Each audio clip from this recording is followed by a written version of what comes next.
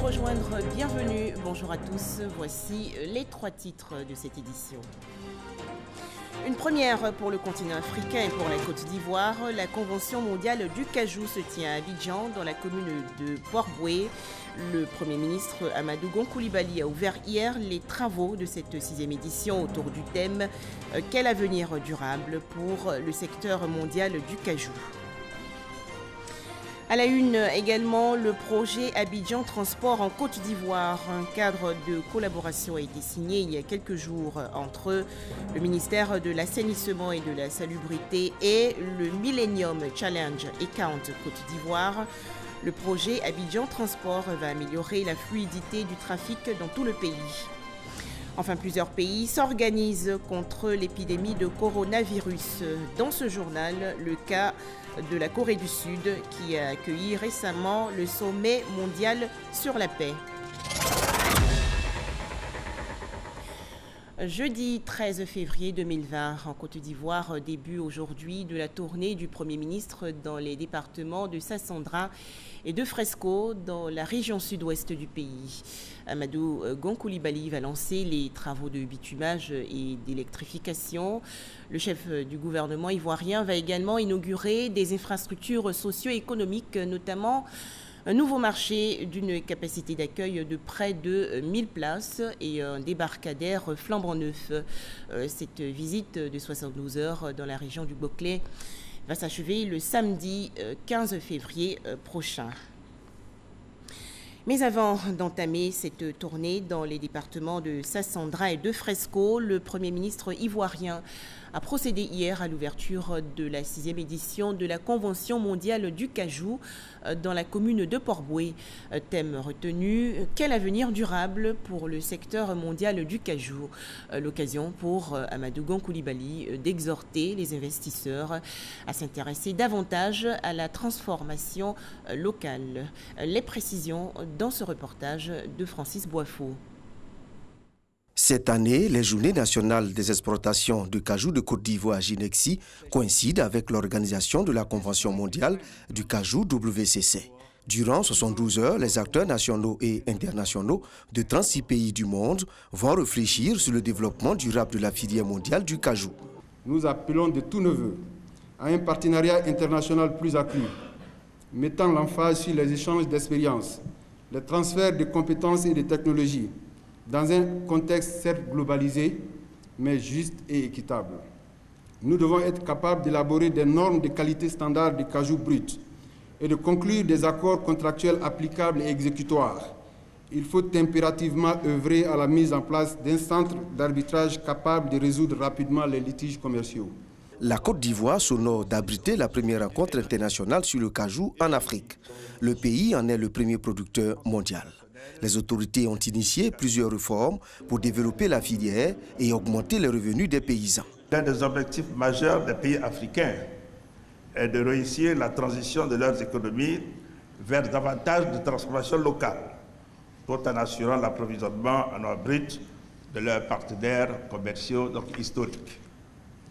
À cet égard, je me réjouis que le nombre de pays membres du Conseil international consultatif du cajou, créé le 17 novembre 2016, soit passé de 7 à 11 aujourd'hui, avec notamment l'adhésion du Nigeria à l'occasion du Conseil des ministres tenu le 20 décembre 2019 à Ouagadougou.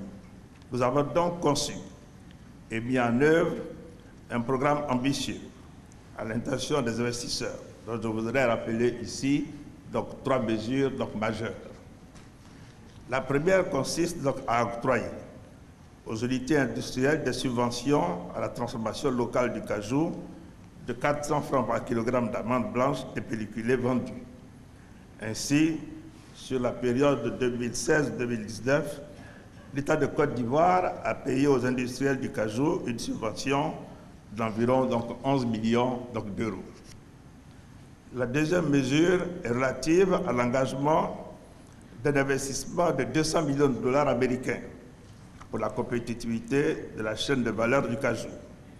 Il s'agit d'un programme conçu en partenariat avec la Banque mondiale et qui court jusqu'en 2023.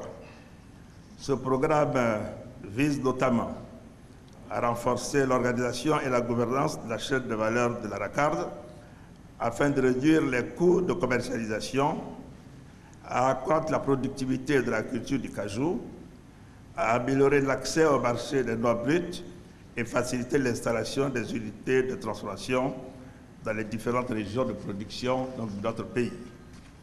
Enfin, nous avons adopté en juillet 2019 des mesures additionnelles d'incitation fiscale et non fiscale au bénéfice des industriels du cajou. En plus des B2B et des échanges d'expériences, cette rencontre d'Abidjan sur le cajou, la plus grande du monde, au dire des organisateurs, permettra aux entreprises d'exposer leur savoir-faire. Le projet Abidjan Transport avance bien. Un cadre de collaboration a en effet été signé le 11 février dernier entre le ministère de l'Assainissement et de la Salubrité et le Millennium Challenge Account Côte d'Ivoire. Le projet Abidjan Transport va donc améliorer la fluidité du trafic et accroître l'efficacité du transport des personnes et des biens sur tout le territoire national. Les explications de Jean-Louis Gbangbo. Une étape supplémentaire dans le processus de mise en œuvre du projet Abidjan Transport. Par cette signature, le ministère de l'Assainissement et de la Salubrité marque son engagement à prendre une part active dans la réalisation de ce projet financé par le gouvernement américain à travers le Millennium Challenge Corporation, MCC.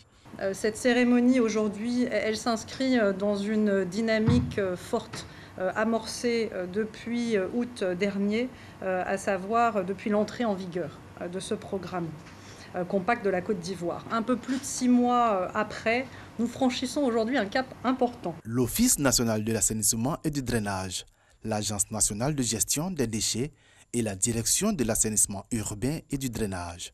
Ce sont ces 3 entités qui assureront la conduite du projet pour le compte du ministère. Il s'agit de fournir l'ensemble des plans de localisation de chacune des utilités souterraines relevant du MINAS dans la zone d'intervention.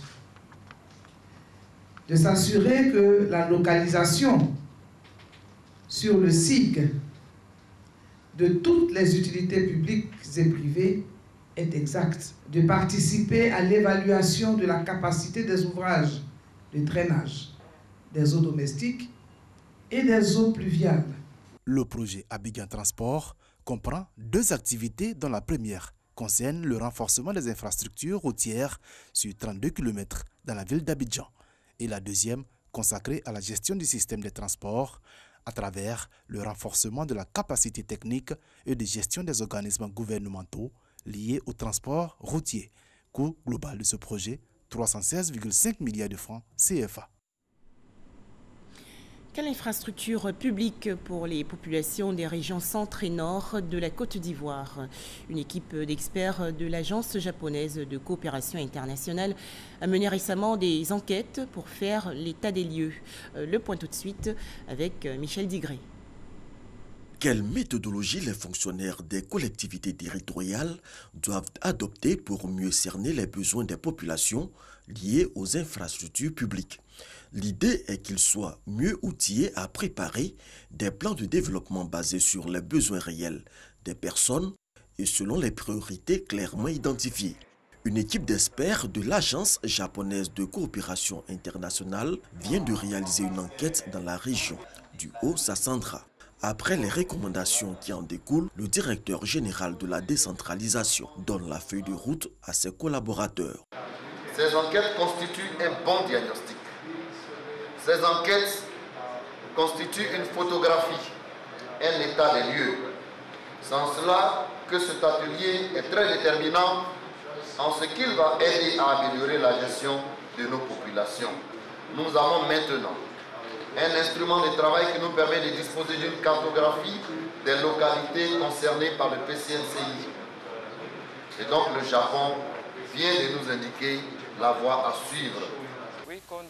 De 2013 à 2016, la première phase du projet dans la région du Boclé a donné des résultats encourageants en ce qui concerne le renforcement des capacités des agents des collectivités territoriales. C'est cette expérience que nous allons partager dans le Haut-Sassandra.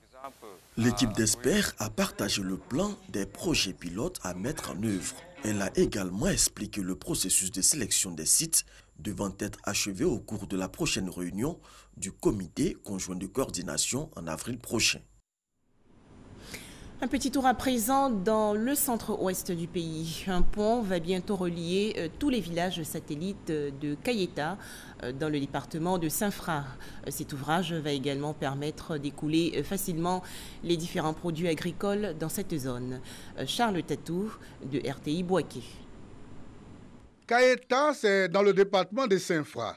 Ce village est bénéficiaire d'un pont dont les travaux sont en cours de réalisation. Sans même attendre la fin des travaux, la population rurale et les cadres de la localité affichent déjà la joie. Il y a 3 localités qui se situent là-bas, derrière ce pont-là.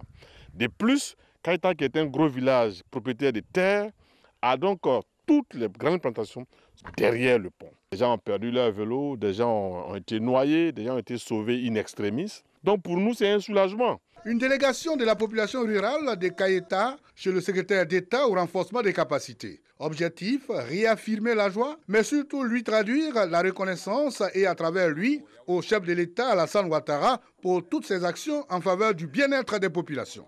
Quand vous faites du bien chez nous à quelqu'un, ce bien est bel et bien récompensé.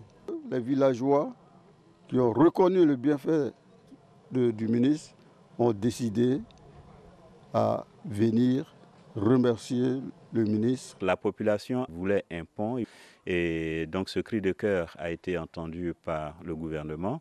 Le Premier ministre a donné des instructions. Le ministre Amédée Kouakou a désigné des opérateurs qui sont en train de bâtir un pont. C'est dire que le gouvernement est à l'écoute des populations. Le chef de l'État n'arrête pas de le rappeler. Ici, la rivière sur laquelle se réalise cet édifice constituait un calvaire pour les producteurs agricoles, surtout en période de crue. Avec ce futur pont, c'est l'écoulement facile des productions agricoles de Kayeta, mais aussi la relance des activités économiques dans les villages satellites. La Côte d'Ivoire est bientôt productrice de biocarburants. Comment se déroule ce projet? Combien coûte-t-il? On en parle avec Jean-Louis Bongo. La Côte d'Ivoire, puissance agricole, est bientôt leader dans la production de biocarburants. C'est ce que révèle l'étude initiée par la NADER, l'Agence nationale d'appui au développement rural. Selon cette étude menée par un cabinet international, le pays pourrait produire d'ici 2030 63 millions de litres de biodiesel et 66 millions de mètres cubes de biométhane. La mise en œuvre est planifiée au cours des prochaines 3 années environ. Donc là, on se trouve en phase de développement. Il y aura encore des essais à faire, une petite phase pilote pour essayer le ramassage de graines. Le biodiesel et le biométhane seront issus de sous-produits agricoles comme la viande de volaille, les épluchures de manioc ou encore les graines d'EVA. Une opportunité donc d'améliorer les conditions de vie des populations rurales. Les graines d'EVA, avant on n'en faisait rien du tout. Aujourd'hui, on sait qu'en ramassant les graines d'EVA dans les plantations d'EVA, on peut avoir un plus, en plus du caoutchouc qu'on commercialise à travers la filière. Donc il s'agit pour nous de leur montrer la nécessité de tirer profit de quelque chose qu'ils ont et qui est perdu. Ce projet pourrait rapporter à l'horizon 2030 plus de 40 milliards de francs CFA aux petits producteurs. L'impact économique pour le pays, selon l'étude, est estimé à 42 milliards de francs CFA pour le biodiesel et 78 milliards de francs CFA pour le biométhane. Nous sommes convaincus que la valorisation de ces sous-produits créera de nouvelles chaînes de valeur et permettra à notre pays d'être cité au nombre de ces pays qui prennent en compte de façon globale l'économie circulaire dans leur démarche de développement. La première usine identifiée de production de biodiesel devrait être réalisée en 2021 dans la région de Dabou. Son coût, 2,4 milliards de francs CFA. Celle de biométhane devrait coûter 8,7 milliards de francs CFA. Elle sera réalisée en 2023 dans la région d'Agboville.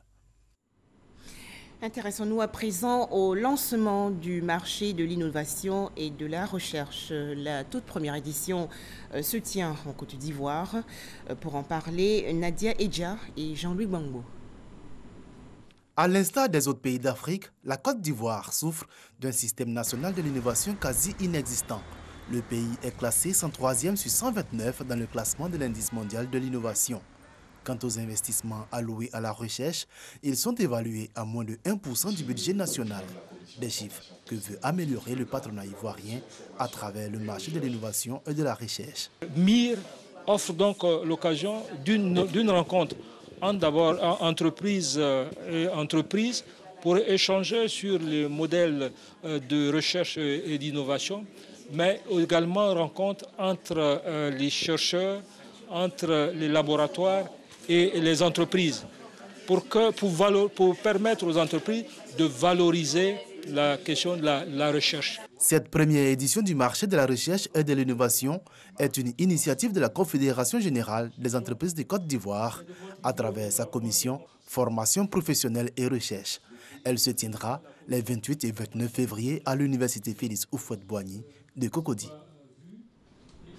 Autre actualité nationale, Jacquesville, dans la région sud du pays, sensibilisé à la paix et à la cohésion sociale. En effet, l'ancien ministre Claude Isaac-Dé, qui est aussi ressortissant de la région des Grands Ponts, a rencontré récemment les populations à Avagou.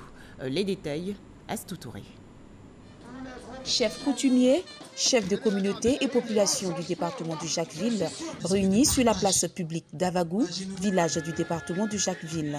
Cette rencontre vise à promouvoir l'entente, l'union et la cohésion entre les peuples de la région des Grands Ponts. Pour marquer cette rencontre fraternelle, la génération Owo-Krowa, la classe d'âge à laquelle appartient le ministre Claude Isaac-Dé, fils de la région, était bien représentée.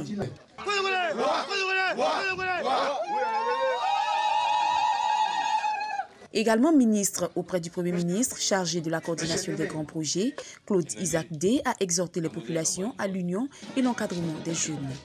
Si on est ensemble, il n'y a pas de raison que nous ne puissions pas, disons, comme on l'a dit, faire de la région des Grands Ponts un modèle de paix, de cohésion et de développement. Donc il s'agit pour nous ici de rappeler aux parents que nous devons être toujours ensemble, mais aussi aider les plus jeunes, en leur disant qu'il faut qu'ils soient ensemble, qu'ils soient motivés, qu'il existe autour beaucoup d'exemples.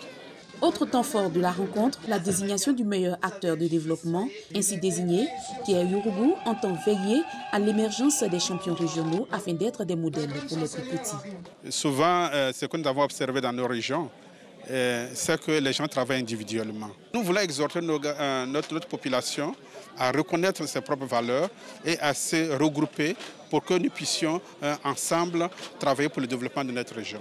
Le prix du cadre d'or du meilleur acteur de développement est initié par une entreprise de communication en vue de faire reculer la pauvreté. La Côte d'Ivoire veut renforcer son patrimoine touristique. Ce projet entre dans le cadre de la stratégie nationale dénommée Sublime Côte d'Ivoire, à savoir faire du pays la 5e destination touristique du continent africain. Le ministre du Tourisme et des Loisirs, Siandou Fofana, a échangé récemment avec les membres du conseil d'administration et de la direction générale de la Société des Palaces de Cocody. On en parle avec Patricia Etia. Plusieurs points ont été évoqués, notamment les 2 tables rondes de Dubaï et Hambourg, où les investisseurs se sont engagés sur un montant de 7 200 milliards d'investissements d'ici 2025. Au cours des échanges, le ministre du Tourisme et des Loisirs a indiqué à ses interlocuteurs l'importance de la SPDC, la Société des Palaces de Cocody, dans le dispositif de la stratégie Sublime Côte d'Ivoire. Ce qui a été demandé par l'État de la Côte d'Ivoire, c'est la mise en place d'un plan stratégique par chaque unité. Et c'est dans l'élaboration de ce plan stratégique que nous avons éprouvé le besoin de comprendre réellement quelle est la stratégie réelle de l'État et pouvoir le traduire dans les différents plans stratégiques de nos unités. Dans cette perspective, la SPDC, en tant que structure sous tutelle, a pour objectif premier de faire de la Côte d'Ivoire une destination prisée à travers ses potentialités touristiques. Presque tous les chantiers sont prioritaires parce qu'ils visent à valoriser le secteur du tourisme. C'est un secteur qui a vraiment pris son élan depuis un certain nombre d'années. Et ce qui nous réjouit le plus aujourd'hui, c'est la volonté et l'accompagnement de nos autorités. Le ministre du Tourisme et des Loisirs a profité de cette rencontre avec la Société des Palaces de Cocody pour situer ses collaborateurs sur la portée des réformes structurelles en cours et qui devraient booster la pérennité de Sublime Côte d'Ivoire. Toujours en Côte d'Ivoire, des réflexions pour lutter contre les changements climatiques. La 12e édition des Journées géographiques va se tenir du 17 au 20 février prochain à Grand-Bassam, dans le sud du pays. Plusieurs États africains et occidentaux vont également prendre part aux travaux. Les détails, Grace Kando. Changement climatique en Afrique subsaharienne, de la vulnérabilité à l'adaptation. Un thème qui sera débattu du 17 au 20 février prochain à l'occasion des 12e Journées géographiques. Cette rencontre va réunir plus de 500 participants nationaux et internationaux. La Journée géographique de Côte d'Ivoire, effectivement, c'est une longue tradition qui permet à la grande famille des géographes de se réunir et de travailler sur des thématiques qui sont en lien avec le développement de la Côte d'Ivoire. Et donc, cette grande famille des géographes regroupe tous ceux qui sont dans le domaine académique, donc universitaire, mais bien sûr tous ceux qui sont dans le domaine professionnel qui mettent en pratique l'art de la géographie. Les temps forts de ces journées, c'est d'abord tout ce qui concerne les communications, mais également des échanges sur des thématiques bien précises qui sont en lien non seulement avec la spécificité de la Côte d'Ivoire, mais également de toute l'Afrique. Ce que j'attends des participants, c'est que tout le monde soit suffisamment informé, tout le monde soit suffisamment aguerri pour comprendre ce que c'est que les changements climatiques, qui est un enjeu planétaire. Et à partir de cette compréhension des changements climatiques, montrer que ce n'est pas une fatalité, ce n'est pas un mythe, pouvoir donner des pistes de solutions pour développer des mesures de résilience et des stratégies d'adaptation au changement climatique qui est un fléau mondial. Services climatiques, dérèglement du système climatique, effet du réchauffement climatique, autant de sujets au cœur de ces 12e journées géographiques. Un tout autre sujet à présent, le stage en entreprise, une opportunité pour l'élève ou l'étudiant de découvrir le milieu professionnel à Yamoussoukro, dans la région centre du pays. Un forum dédié au stage s'est ouvert récemment. C'est la toute première édition. Astou Touré. Armel Yavo, Sarah Koulibaly, Rokia Yebois et Aïcha Meïté sont 4 étudiantes en fin de cycle de l'École supérieure de commerce et d'administration des entreprises, SKE, de l'Institut national polytechnique de Yamoussoukro. Elles sont à la recherche d'un stage en vue de soutenir leur mémoire de fin de cycle. Ces 4 jeunes filles partagent cette ambition avec ces étudiants venus rencontrer ces entreprises à l'occasion du forum des stages. Le stage est très important puisque ça nous permet déjà de nous insérer, d'avoir un peu l'environnement professionnel. C'est une très bonne opportunité pour moi d'être à ce forum parce qu'à ce forum, nous avons la possibilité de rencontrer plusieurs entreprises. Comme elles, ils étaient près de 2000 étudiants issus des écoles de l'INPHB et des grandes écoles du privé de la ville de Yamoussoukro et de Bouaké qui sont venus tenter leur chance face à des potentiels recruteurs, détecteurs de talents. Une politique de l'employabilité savamment entreprise par cette école de renommée. Notre ambition, c'est accroître constamment le taux d'employabilité, donc rester en synergie avec les entreprises, mais permettre aussi aux étudiants de savoir se présenter devant l'entreprise, savoir organiser un CV et savoir aller faire des interviews. Tous les jeunes sont touchés par le chômage. L'école a l'ambition de former les ingénieurs non seulement pour le local, mais également pour l'international. Donc il y a une dimension peut-être supérieure où on est aussi dans une régionalisation aussi de l'institut. Une collaboration entre la société Empower Talent et l'Institut national polytechnique de Yamoussoukro qui a séduit les responsables d'un grand groupe marocain de passage dans cette école. C'est une chance de pouvoir se préparer aussi à l'entrepreneuriat. Parce que quand on parle de création de valeur, c'est quelque chose qui va faire la différence. Lorsqu'on a une formation d'excellence, lorsqu'on a aussi cette occasion d'avoir des expériences au niveau du monde socio-économique, on peut aussi après avoir tous les instruments qu'il faut pour être un entrepreneur. Ce forum de stage est à sa 5e édition à Abidjan. Les spécialistes de ressources humaines et de plus d'une centaine d'entreprises publiques et privées venus former et recruter. La prochaine édition de ce forum des stages est prévue pour le mois de septembre à Abidjan. Direction à présent la commune de Marcory dans le district d'Abidjan où le nouveau chef central des griots de Côte d'Ivoire a été installé récemment lors d'une cérémonie. C'est une initiative du Conseil des griots de Côte d'Ivoire. Reportage Jean-Marc Djadji. Diabaté Bamari est le nouveau chef central des griots de Côte d'Ivoire. Il reçoit ses attributs du Grand Conseil des griots d'Abidjan. La cérémonie d'intronisation s'est déroulée en présence des représentants du conseil municipal de Marcory. Les autorités ont apporté leur soutien à l'initiative. On n'est pas chef qui veut. Et un griot n'est pas un politicien.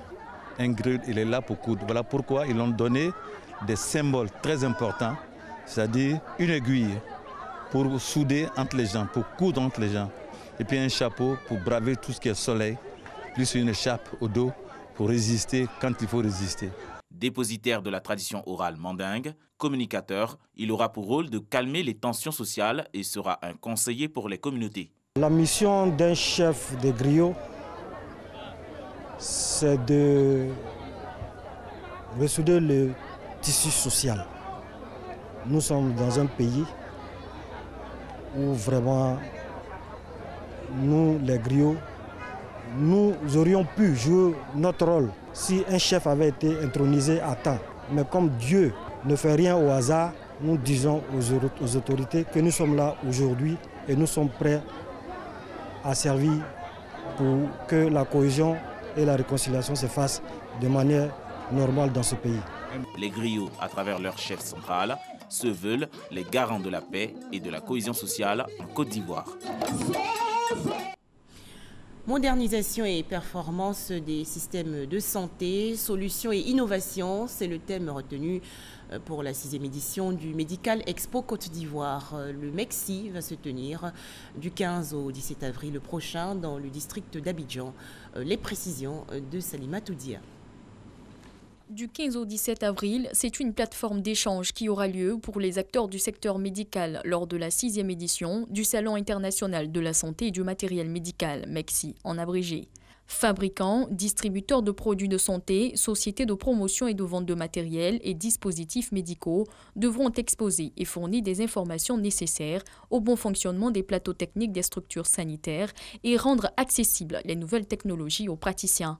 L'atteinte de cet objectif passe nécessairement par le renforcement et le renouvellement des plateaux techniques des structures sanitaires ainsi que par l'appropriation de nouvelles technologies biomédicales par nos praticiens. Pour ce faire, il est important que les acteurs impliqués dans les opérations d'acquisition et de maintenance d'appareillages médicaux, techniciens comme utilisateurs, disposent d'informations actualisées sur les équipements. 10 000 visiteurs sont attendus à ce salon qui enregistre une centaine d'exposants, dont la Turquie, pays invité d'honneur. L'amélioration de la qualité de l'offre de soins de santé passe également par la qualité et la maintenance des équipements médicaux, a expliqué le ministre de la Santé lors du lancement du MEXI 2020. Ce n'est pas pour rien qu'il y a ces grands salons, c'est tout simplement pour donner à la population des chances de se soigner, des chances de vivre plus longtemps pour goûter au plaisir de ce développement. Le comité scientifique propose lors de ce salon international des thématiques telles que la disponibilité des soins de qualité ou encore l'e-santé appliquée au diagnostic et au traitement.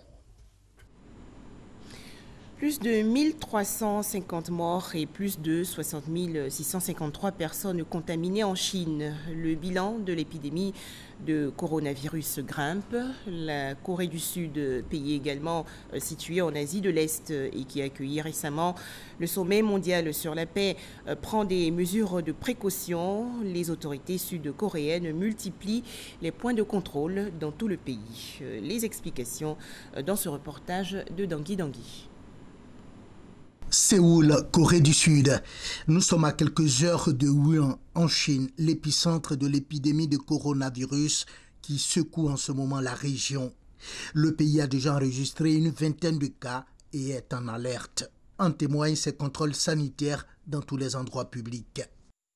Mais équipés parfois d'un simple cache-nez, plus de 7000 personnes venues de 171 pays, parmi lesquelles d'anciens ou actuels présidents sont venus participer au sommet mondial sur la paix, initié par Dr Ak Jahan Moon et la Fédération universelle pour la paix. Depuis que je suis arrivé à Séoul ou dans d'autres parties du pays, je suis soumis à des contrôles très rigoureux chaque fois qu'on entre dans un endroit public.